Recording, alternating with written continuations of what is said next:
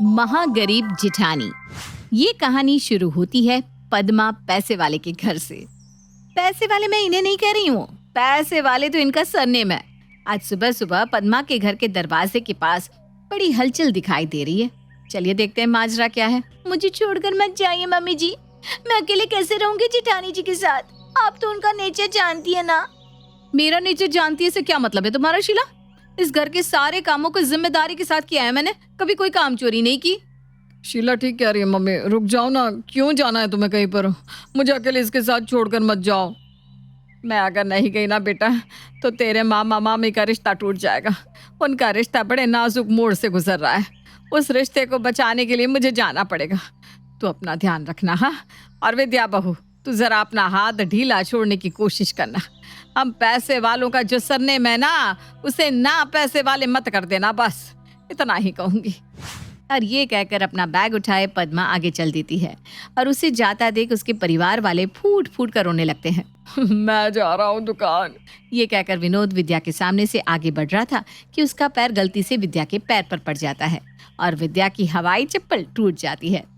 पैर अड़ जाने से विनोद भी फिसल कर गिर जाता है, पर विनोद को ना उठाते हुए विद्या कहती है, कर दिया ना कल्याण, पूरे 3 साल से ये चप्पल पहन रही थी मैं, आज तक इसमें एक खरोच नहीं आने दी मैंने। पता है कितनी मुश्किल से मैंने इसे फेरी वाले से 50 रुपए में लिया था। अब मिलने वाला है क्या ये चप्पल 50 में?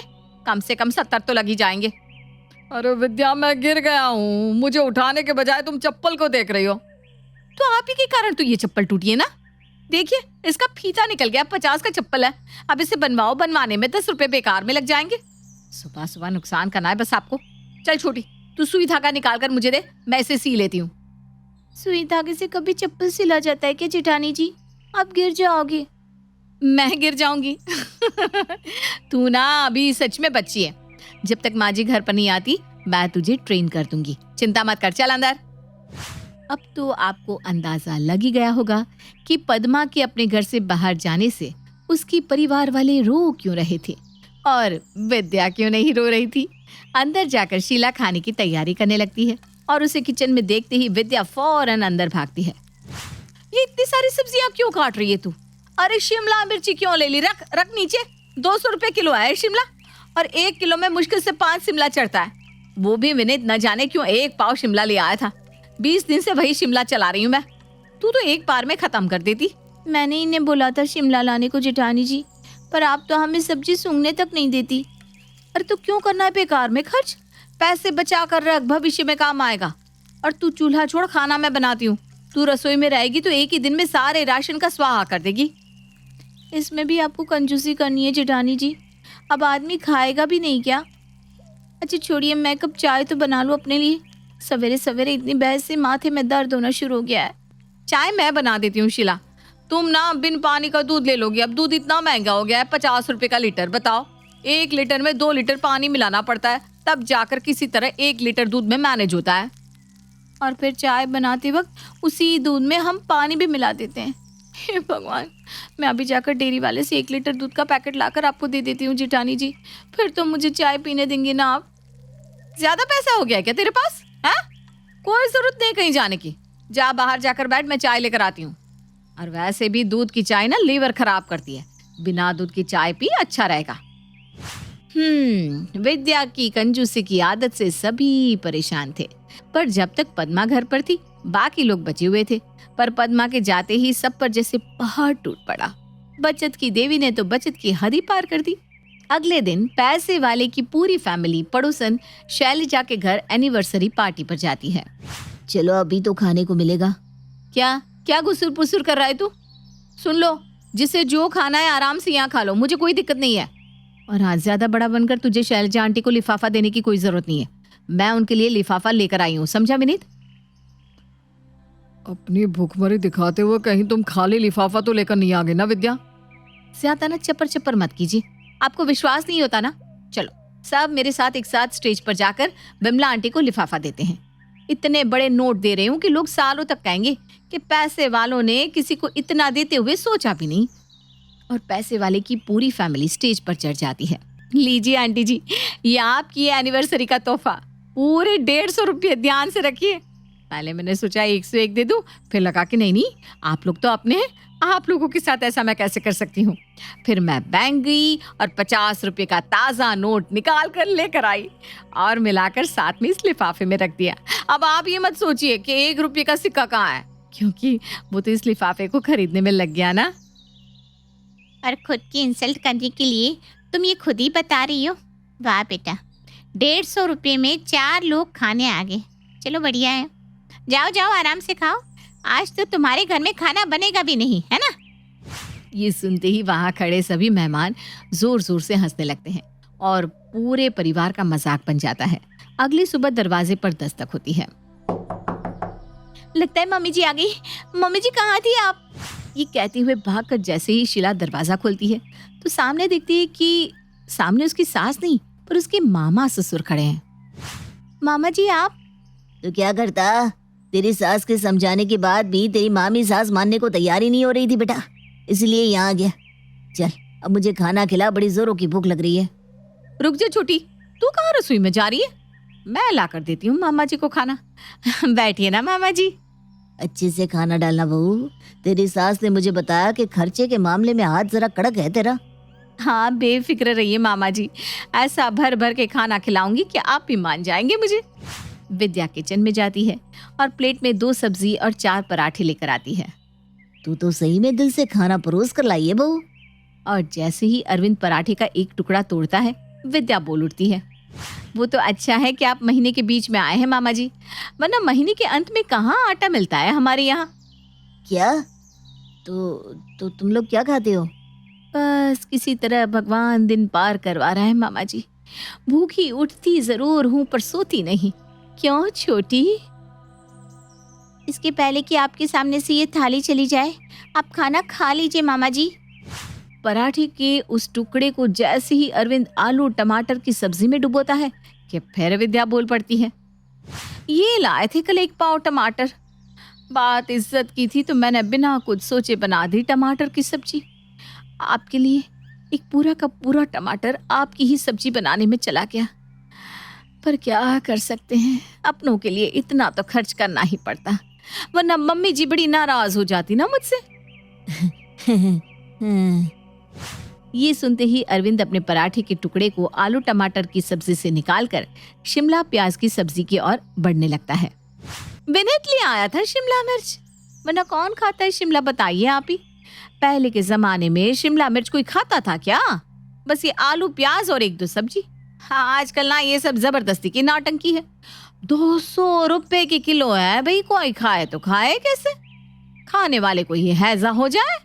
20 दिन से इसे सोने की तरह इस्तेमाल कर रही हूँ मैं, पर आप आए तो बिना सोचे समझे शिमला मिर्च की सब्जी बना दी। देख ले छुट्टी, अब अगर मम्मी जी कहेंगी कि मेरे भाई का ध्यान नहीं रखा तुम लोगों ने तो तू सबूत है। हाँ 20 दिन पुरानी सब्जी है ये बहू।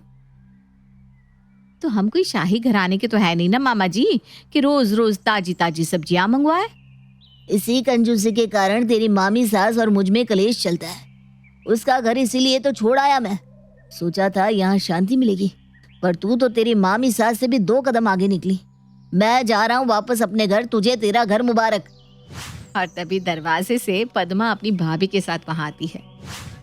तो अभी तो कहेगा कि भाभी कंजूस है, अब जब मेरा बेटा ऐसी बहू के साथ रिश्ता निभा सकता है तो मेरी भाभी में क्या कमी है? कोई कमी नहीं है दीदी, मुझे माफ कर दे मेरी अर्धांगिनी। वैसे तू ऐसा क्या करती है विद्या जो ये तुझसे घबरा गए? चलिए ना मामी अंदर चलिए, मैं आपको बताती हूँ। दीदी अभी देखो ना, ये नाइटी मुझ पर जज नहीं रही। कल जब तुम ऑफिस से घर आओगे ना तो मेरे लिए दूसरी नाइटी ले आना प्लीज। पर यार इस नाइटी को अभी तुमने 2 दिन भी नहीं पहना है। कल रात को ही तो मैं तुम्हारे लिए ये नाइटी लेकर आया था। और वैसे भी इस नाइटी में खराबी क्या है, अच्छी लग रही हो तुम। पहले तो बिना बोले तुम मेरे लिए सब कुछ ले आते थे, अब क्या हुआ? शादी के बाद सारा प्यार खत्म हो गया? देखो अभी मैंने कह दिया ना कि मैं ये नाइटी दोबारा नहीं पहनूंगी, मतलब नहीं पहनूंगी। मुझे नई नाइटी चाहिए और कल की कल चाहिए। ये कहकर रिया तो हमारी सो जाती है। रिया और अभी की लव मैरिज थी। अभी अपने माँ बाप का इकलौता बेटा था, इसलिए उसके माँ बाप भी उसकी खुशी में खुश थे। परंतु शादी के बाद मानो जैसे अभी की जिंदगी पूरी तरह से बदल गई थी। रिया की बढ़ती डिमांड से धीरे धीरे अभी की माँ शकुंतला और पिता संतोष दोनों परेशान हो रहे थे, और अब तो कहीं ना कहीं अभी भी परेशान हो रहा था। ऐसे ही अगली सुबह, ये क्या, आज भी नाश्ते में चाय पराठे? माँ जी, मैंने आपको कहा था ना कि आप टोस्टर ले आओ। मुझे सुबह सुबह टोस्ट और चाय पीने की आदत है, ना कि पराठे खाने की। बहू, तेरे ससुर ने टोस्टर मशीन सही करवाने के लिए दे दी है, बस 1-2 दिन में वो ले आएंगे, तब तक चाय पराठे से ही काम चला ले बेटा। आप सब कितने कंजूस हो। आखिर कब तक वो पुराना टोस्टर चलाते रहोगे? अरे ज्यादा महंगा नहीं आता, और मैं ये चाय पराठे बिल्कुल भी नहीं खा सकती, इसलिए अभी के अभी टोस्टर ले आओ, मैं टोस्ट ही खाऊंगी। एक बार फिर से रिया अपनी फरमाइश देकर वहां से चली जाती है। क्योंकि सुबह से रिया ने कुछ नहीं खाया था, इसलिए ना चाहते हुए भी संतोष दुकान से नया टोस्टर लेकर आता है और शकुंतला अपनी बहू को टोस्ट बना कर देती है। पूरा दिन इसी तरह से बीत जाता है, पर रिया अपने कमरे से बाहर नहीं निकलती। दोपहर को अपनी अलमारी भर के कपड़े लाकर अपनी सास को देती है और कहती है, माँ जी, आपको नहीं पता, पर मेरे घर पर मशीन थी तो हम कपड़े उसी में धोया करते थे। इस घर में तो एक वॉशिंग मशीन भी नहीं है। मेरे ये सारे कपड़े गंदे हो गए हैं, इसलिए आप एक काम कीजिए, आज आप मेरे कपड़े धो दीजिएगा। बहू, मैं इतने सारे कपड़े अकेले कैसे धोऊंगी? चल आजा, तू भी मेरी मदद करवा दे। माँ जी, लगता है आपने सही में सुना नहीं। मैं कपड़े हाथ से नहीं धो सकती। अगर आप चाहती हैं कि मैं अपने कपड़े धोऊं तो वॉशिंग मशीन ले आइए। घर में वॉशिंग मशीन आ जाएगा तो शायद मैं कपड़े धोने के बारे में सोच भी लूं। रिया अपने सारे गंदे कपड़े शकुंतला को देकर कमरे में चली जाती है। अब कुछ दिन यूं ही बीत जाते हैं। रिया की डिमांड तो बढ़ती ही जाती है। ऐसे ही एक दिन काफ़ी ज़्यादा गर्मी होती है और रिया अपने लिए शॉपिंग करके घर आती है, पसीने से तरबतर। जब वो घर में आती है तो उसे और भी ज़्यादा गर्मी लग रही होती है। इतनी गर्मी रिया से बर्दाश्त नहीं होती और वो तेज़ आवाज़ में कहती है, उफ़ो, लगता है आज मैं मर ही जाऊंगी। कितनी गर्मी हो रही है। बेकार ही मैंने इस गरीब इंसान से शादी कर ली। इसके घर में तो एक एसी तक नहीं है। बाजी, बाजी! इस तरह रिया अपनी सास को आवाज़ देती है। रिया की आवाज़ सुनकर शकुंतला जी किचन से बाहर निकलती हैं और कहती हैं, क्या हुआ बहू? क्या हुआ? आपको दिख नहीं रहा कितनी ज़्यादा गर्मी हो रही है? मुझे समझ में नहीं आता कि मेरे बोलने पर ही घर में सारी चीज़ें क्यों आती है। आखिर इस घर में एसी कब लगेगा? बहू तो जानती है ना, तेरे ससुर का काम छूट चुका है, अभी अकेला ही इस घर को चला रहा है। बहू, अभी हाथ थोड़े टाइट है, थोड़ा समय दे दे, एसी भी लग जाएगा। लगता है जब मैं मर जाऊंगी ना गर्मी से, तब इस घर में लगेगा एसी। अरे नाना बहू, ऐसा क्यों बोल रही है? अरे तू जो कहती है, तेरी हर इच्छा हम पूरी तो करते हैं, पर थोड़ी हमारी भी दिक्कत समझा कर। हम मिडिल क्लास फैमिली है, आखिर इतना पैसा हम कहाँ से लाएंगे? शकुंतला की ये बात सुनकर रिया ड्रामा करना शुरू कर देती है। छोटी सी बात के लिए वो अपनी माँ को ससुराल बुला लेती है। अब रिया की माँ रिया के ससुराल वालों से कहती हैं, बड़े ही नाजुक से पाला है मैंने अपनी बेटी को, और आप लोग इसकी छोटी सी ख्वाहिश भी पूरी नहीं कर सकते। मेरी बेटी अकेली आपके घर को संभाल रही है कि नहीं? हैं? फिर भी आप लोग मेरी बेटी में ही कमियां निकाल रहे हैं। कभी कभी तो मुझे लगता है कि मैंने गलती की अपनी बेटी की लव मैरिज करवा कर। अपनी सास की ये बात सुनकर अभी को बहुत गुस्सा आता है और कहता है, माँ जी माफ़ कीजिएगा, पर गलती आपने नहीं की, मैंने करी इससे प्यार करके, इससे शादी करके। अरे जब से हमारी शादी हुई है तब से इसकी डिमांड बढ़ती जा रही है, बढ़ती जा रही है। इसकी डिमांड पूरी करते करते थक चुका हूँ मैं। माँ ने क्या गलत बोला? सही तो कहा। हम मिडिल क्लास से हैं, हमारे पास इतने पैसे नहीं है कि वो जो कहे जब कहे पूरा हो जाए। अब बात काफ़ी हद तक बढ़ जाती है, पर शकुंतला नहीं चाहती थी कि उसके घर की बात बाहर जाए, इसलिए वो माफ़ी मांग कर बात को रफा दफा कर देती है। अब इसी तरह से कुछ दिन बीत जाते हैं और रिया हर छोटी छोटी बात पर अपने मायके वालों को बुलाकर घर में ड्रामे करने लगती। ऐसे ही एक दिन, बस बहुत हो गया। कुछ दिनों में मेरे बुआ की लड़की की शादी है और मैं अपने मायके जा रही हूँ। शादी में मुझे रानी हार पहनना है। अगर आज रात आप लोगों ने मुझे रानी हार नहीं दिलाया तो मैं आप लोगों के ऊपर झूठा केस कर दूंगी। कि आप लोग मुझे दहेज के लिए परेशान करते हैं, मुझे टॉर्चर करते हैं। मेरे पास प्रूफ भी है। मैंने अपनी एक डायरी बनाई है जिसमें मैंने साफ साफ लिखा है कि आप लोग मुझे खाने को नहीं देते, मेरे मायके जाने नहीं देते, और मेरे माँ बाप ने दहेज का जो भी सामान दिया था वो सब आपने रख लिया। ऊपर से मुझे और दहेज के लिए परेशान करते हैं। रिया, तुम्हें अपने मायके जाना है तो जाओ, पर अब मेरी इतनी औकात नहीं कि मैं तुम्हारी ख्वाहिशों को पूरा कर सकूं। रही बात झूठे केस की, तो तुम शौक से मुझे दहेज के झूठे केस में अंदर करवा सकती हो, क्योंकि जब तहकीकात होगी ना तो तुम ही फंसोगी, क्योंकि मैं और मेरी माँ निर्दोष है। अभी बेटा तू क्या कह रहा है? अगर बहू ने गुस्से में आकर सच में केस कर दिया तो तेरी जिंदगी बर्बाद हो जाएगी। देख, बहू के मायके वाले समझदार हैं, हमें उन्हें यहाँ बुलाकर शांति से बैठकर बात करनी चाहिए। शकुंतला के समझाने पर अभी मान जाता है और शकुंतला रिया की माँ को घर बुलाती है।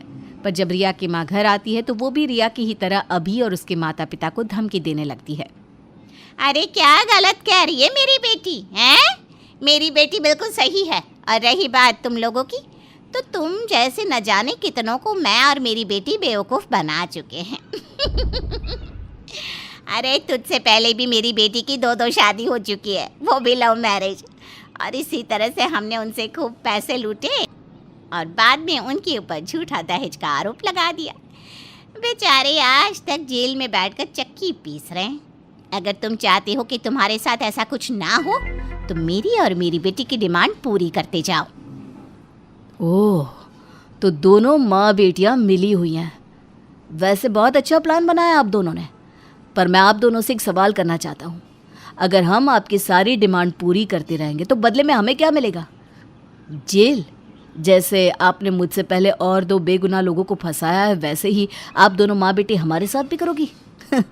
मुझे तो पहले ही शक था कि रिया अपने मायके वालों से मिली हुई है, इसलिए आप दोनों को जो करना है करो, पर मैं अब आप लोगों को ना तो पैसे दे सकता हूँ और ना ही डिमांड पूरी कर सकता हूँ। अभी रिया और उसकी माँ की खोखली धमकियों से नहीं डरता, और जब रिया अभी और उसकी फैमिली के ऊपर झूठा केस दर्ज कराती है तो अभी एक रिकॉर्डिंग सुनाता है जिसमें रिया की माँ अभी और उसकी फैमिली को धमकी दे रही थी। फिर क्या था, रिया और उसकी माँ का किया उनके ही ऊपर उल्टा पड़ जाता है और इस तरह से अभी और उसकी फैमिली दहेज के झूठे आरोप से बच जाती है। तो वहीं रिया और उसकी माँ को उसके किए की सज़ा मिलती है।